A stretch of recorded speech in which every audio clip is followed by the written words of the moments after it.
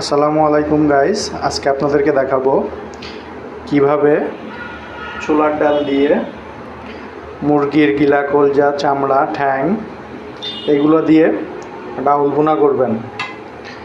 বুটের ডাল দিয়েও ভুনা করতে পারেন, কিংবা ছোলার ডাল হলে আরও ভালো হয়, খেতে অনেক সুস্বাদু হয়। তো এইভাবে আমরা মশলা দিয়ে সব কিছু দিয়ে আগে এইভাবে তেল দিয়ে সব কিছু মেখে নিব। মেখে নেওয়ার পরে 10 হতে 15 মিনিট এভাবে রেখে দিব। রেখে দেওয়ার পরে তারপরে চুলার আগুনটা ধরিয়ে দিব। তারপর আস্তে আস্তে কষানো হলে কষানোর ভিতরে ডালটা দিয়ে দিব। আপনাদেরকে দেখাবো কীভাবে কি করব।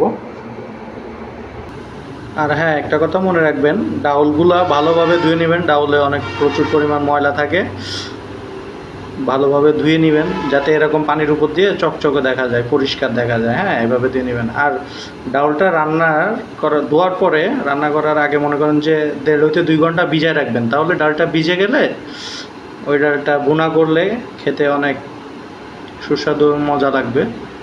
ঠিক আছে, শক্ত থাকবে না, গলে যাবে।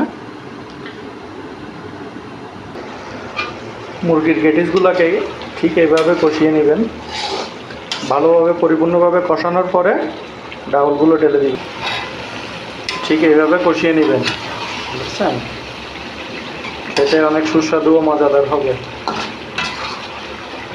এভাবে ভালোভাবে কষানোর পরে ডাউলগুলো ঢেলে দিবেন। দিয়ে ভালো করে মিক্সার করবেন।